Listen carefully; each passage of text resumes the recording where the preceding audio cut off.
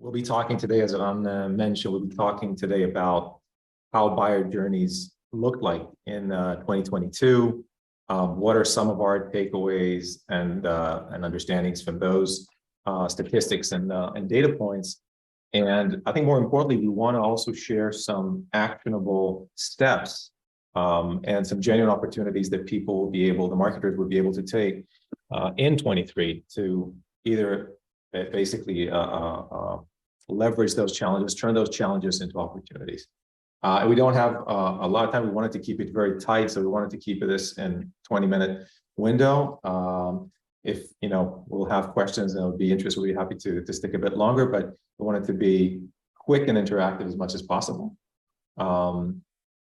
As I mentioned, these are some of the topics that we'll be discussing. We'll start just with a quick intro. Also want to thank Israel for joining us. Just a quick word about Trendemon. So Trendemon is a website personalization platform for B2Bs. We help put buyers on the right path, helping them understand how content is impacting their goals and increase conversions to pipeline. Israel. Yes. Thanks for joining. Thank you for inviting me. So a quick word about TLM. TLM Marketing is a B2B revenue marketing agency operating since 2016, working with global tech companies, striving to be agile and goal-oriented. This is in a nutshell. These are some of our clients, which we love very much. Awesome. Cool. So first of all, and Israel and I had some previous sessions I took part in his great podcast, which I urge you guys to subscribe to and listen to. And I think we felt this could be interesting because we wanted to share two different perspectives. One from the technology data side, the vendor side, if you will, and one's from the agency side. Hopefully these joint insights will be helpful. But I think we can't start any discussion without acknowledging kind of the elephant in the room after a pretty crazy 2022. 23 feels like the hangover year. Everybody's kind of waking up to a new reality, challenging budgets and economic headwinds. So with that acknowledgement, the understanding that we are in a different climate, I think this is really why we wanted to talk about how things are different and what ways marketers can do to adapt to these changing conditions, either trends that have escalated or accelerated or things that have changed. But I think we'll just start with maybe a quick word start from the data, from what we've been seeing. So we've been analyzing millions of B2B buyer journeys over the past year.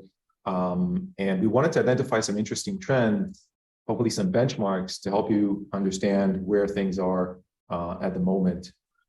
And we'll actually start with website conversions stats in 2022. So the way that we're looking at it is from first anonymous visit to the website, to the MQL, down to the SQL. We're seeing 19 days in total. This on average, this journey takes. Of course, we have customers that, for them, those journeys could be longer, others could be a bit shorter. But you can see kind of what's interesting is to see the larger part is the part till the MQL. I'm going to talk about the increased anonymity that we're seeing in 22, and we feel that's going to continue in 23. People stay longer or remain anonymous for longer parts before de-anonymizing themselves, before exposing themselves. So that's just a quick data point. And overall, when we're talking about the B2B website, we've been seeing 0.5 to 2% conversion rates to MQL. As you can understand, it's a pretty wide range.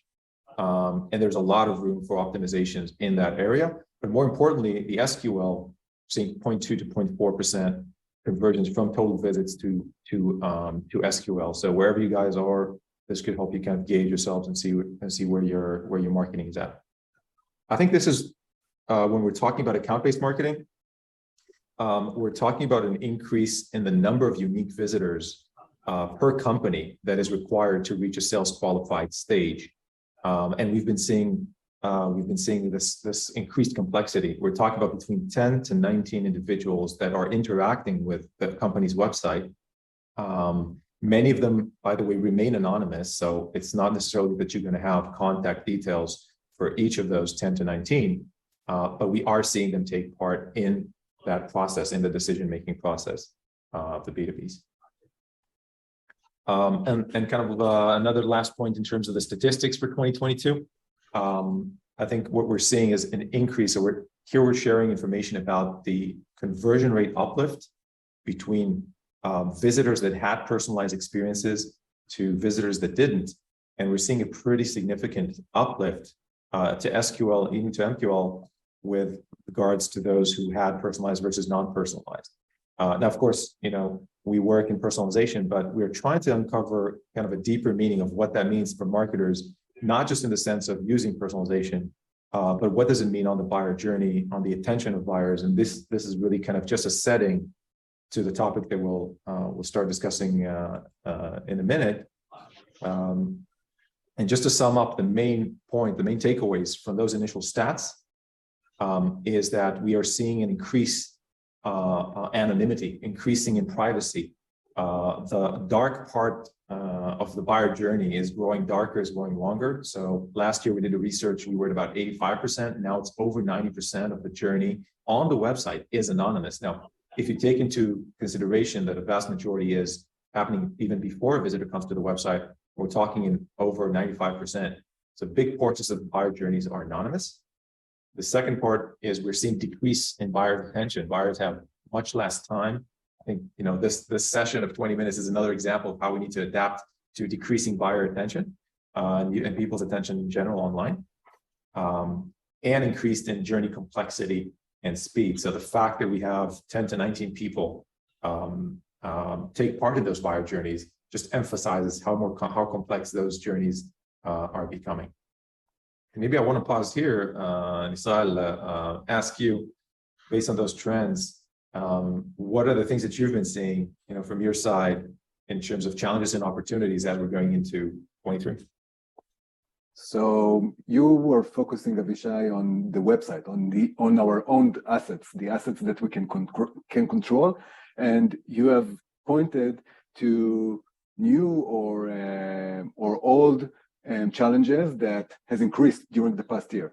I think that before talking about the opportunities, we can go on and speak about the broader context, which is the web and online buying behaviors, and maybe that will lead us to the opportunities, because the trends that you have mentioned are also reflected at a broader context.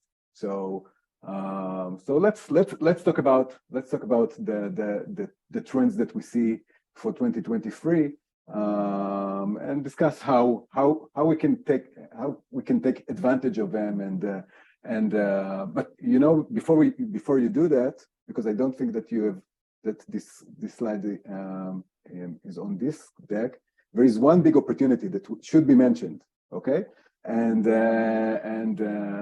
So maybe save it to the end, the slide, so we keep the listeners. No. Let's at this point let's say something positive, and okay. and the positive, and on the positive end we can say that according to Gartner and according to G2 and other analyst firms, the investment in technology buying is going to increase. Okay, so this is of course good news for all of us.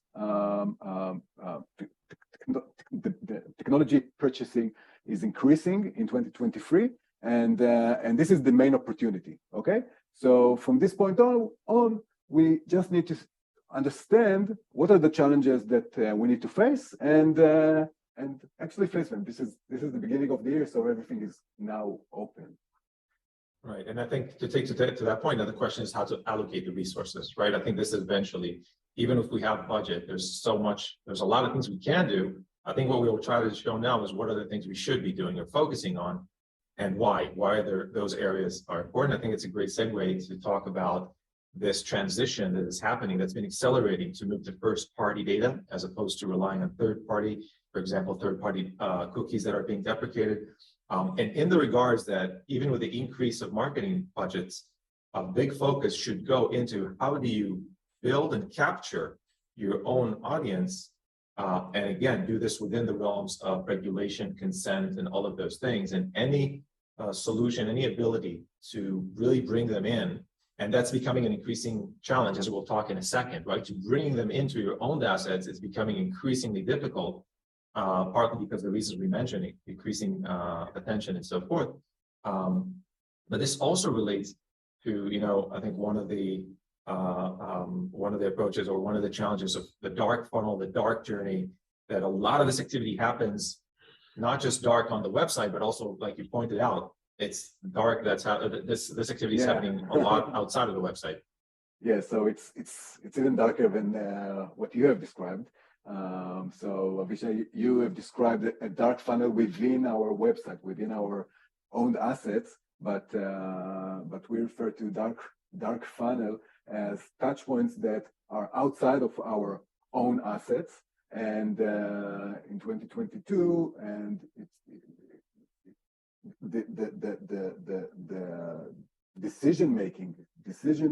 technology buying decisions were mostly made, or a growing part of them was made outside of our assets, on social media,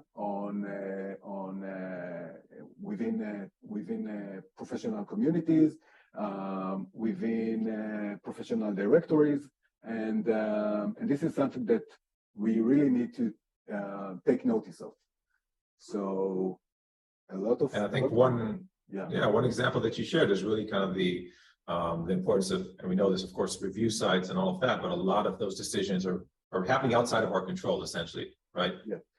41% of technology buyers say that they are influenced by review sites, by reviews that are published on review sites. So this is a huge ratio of. I'm also, by the way, I'm also noticing personalized product demonstrations, and again, this talks, I think, about something we'll talk in a bit about how to mitigate this complexity and decreased attention with hyper personalization, with content level insights. But I don't want to get ahead. I think this is something that we talked about before the session, was actually really got me excited and thinking in different ways. Now, I connected this trend that you will share in a second to what can B2B marketers do to address this phenomenon that, now that we're giving it a name, I think it's easier for us to start to think about how to address it. So I wanted to take us a little bit about what this zero-click is. So zero-click world, a world in which online platforms, whether it's Google, whether it's LinkedIn, Twitter, TikTok, don't want you to get. You've mentioned the short attention span. They don't want to take this very minimal attention that you have out of their platform. So they're doing a lot. They're putting a lot of effort in keeping you within their perimeters, and that is, of course, increases the importance of the dark funnel that we have discussed earlier. Social platforms that are, or other platforms that are very prominent, are trying to keep your users, your potential buyers, away from your asset. So you need to invest a lot of your time, effort, resources in doing very well, performing very well within those platforms. Also invest budget in order to advertise and use advertising to get users from those platforms to your platform. This is definitely something that should be taken into consideration when planning for 2023. And I want to, so there's one aspect of being present in those platforms, in those other platforms, in the feed. One takeaway that I think could be interesting for marketers to explore in 23 is thinking of their content not as just singular assets, but as a feed, as a stream, even on their own sites. So how do you keep them in your website, in your assets, is basically also the same challenge that B2B marketers have. So once it did get to your website, how do you make sure they have a continuous experience, as opposed to, I gave you this piece of information and that's it? Because if you're able to feed that hunger, people will continue. We just have to make that experience as kind of streamlined as possible. I think that's one takeaway that I have, and we'll definitely be thinking product-wise how we can incorporate those seamless browsing experience that people have already kind of been educated from YouTube, TikTok, Quora, LinkedIn, etc. Avishai and Israel, we are at about the 20-minute mark, so please take that into account. Okay. All right.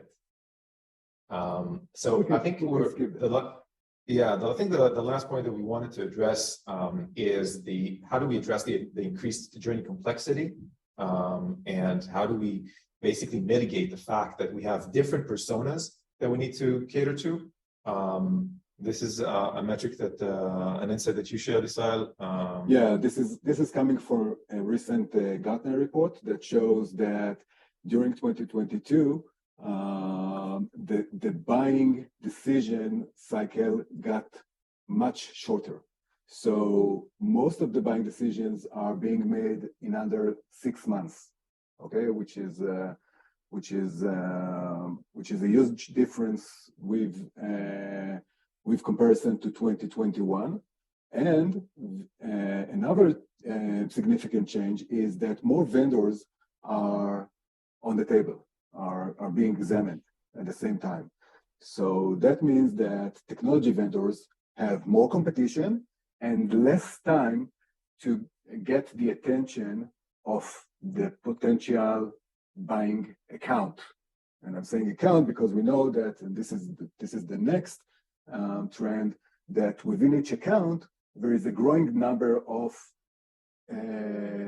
buyers, of potential buyers, i.e. the buying community has grown, and that makes speed the main success factor for technology vendors.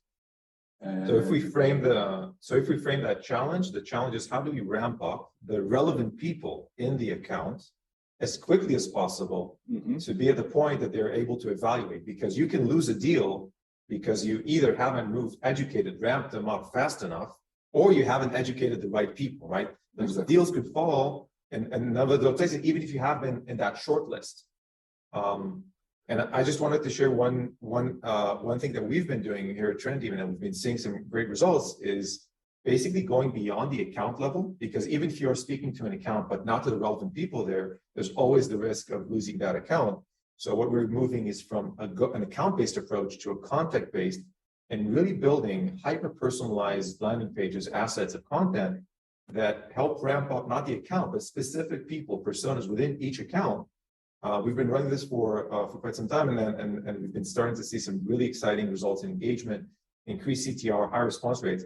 I think this is where we're going to see more and more marketers looking to invest in creating content and engaging buyers, but also maybe also in their outbound efforts, in their media efforts, right? This hyper-personalization is something we're definitely going to be seeing more and more. Yeah, you need to be precise with regards to who you approach and what type of messaging you approach with. This is in a nutshell. When you do outreach and when you construct the content of your website. Perfect. So I think just to reiterate on kind of the points that we've discussed in terms of the takeaways, just to kind of summarize a bit. We talked about the challenge of increased privacy, then the increasing of the dark funnel that will require marketers in 23 to invest in technologies that help them reclaim and own their audiences. We were talking about ways to mitigate the decrease in attention by being in those places where the attention is at. So there's no use of promoting or being somewhere your audience isn't. Be where your audience is consuming content, but also think about how to create those seamless zero-click experiences within your own assets, within your own content. And I think the last point we just talked about is how to address the increasing complexity and increased speed of the buying process, to be able to address different personas in very specific ways with specific content. Also in the sense to be able to measure the ROI, which we haven't discussed in this short session, is a critical aspect of marketers in 23. How do I make sure that I'm investing the right resources in the right places? Again, starting with the end in mind. and moving from there. Eran, is there any other comments or things that we So should? I want to, yes. So I only have one comment that I received from the audience, and that is that there is a request for the presentation. And I want to say that we will send the relevant materials over the email to the people who attended and potentially to people who registered as well. And I also want to say, wait, I have some more questions here coming in. So here's a question. Any science and data in the sales marketing approaches that secure meetings and how to scale that? So there's this question from Michael. I'm guessing he's asking if there's any data on the approach that secures meetings and what needs to be done in order for that to happen, and how to scale that. Do you have any insight on that stuff? One disturbing trend that emerged at 2022 is the low conversion rate between signing up for a meeting and actually showing up for a meeting. That's definitely a trend that definitely emerged as a trend in 2022 with regards to technology that is aimed at optimizing this conversion rate. There are numerous technologies and practices, but I'm not familiar with any trend that is related to a specific vendor. I want to take it maybe from a different direction and always question, is that meeting the first step that you're trying to achieve? And here we can look at motions like PLG or use elements from PLG to help educate people and also to make sure that they're attending the meeting. And I think this is where we're seeing kind of this consumerization, that we need to think about how to give the audience the information, the tools, the ways to explore, to self-explore, because I still see a lot of marketers focusing on nailing that meeting, which I agree is important, but we also need to understand, are we supporting that process and allowing buyers to educate themselves? We're seeing this on our end when we look at buyer journeys. You have people that are taking the time on their own terms to read, to view materials, to look at videos. The more you can build them that journey that doesn't require the meeting, and then the meeting really is just to cover those unpleasant thoughts, we see, first of all, more productive meetings and more people willing to take that meeting. So it actually starts before the meeting and thinking about that process ahead of time. Yeah, that's it, guys. That's all we have. Thank you very much, Israel. Thank you very much, Avishai, for the time. It was very interesting, even for me. All right.